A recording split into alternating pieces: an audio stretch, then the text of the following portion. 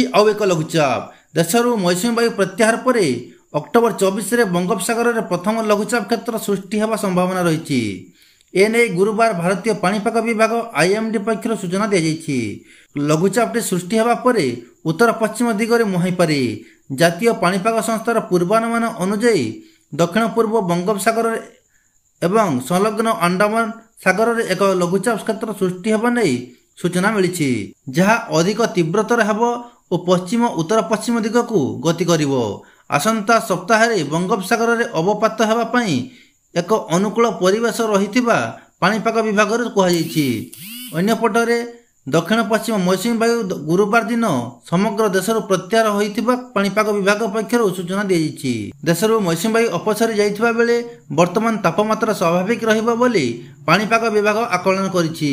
17ରୁ 23 October ମଧ୍ୟରେ ରାତି ଏବଂ ଦିନର ତାପମାତ୍ରା ସ୍ୱାଭାବିକ ରହିବ।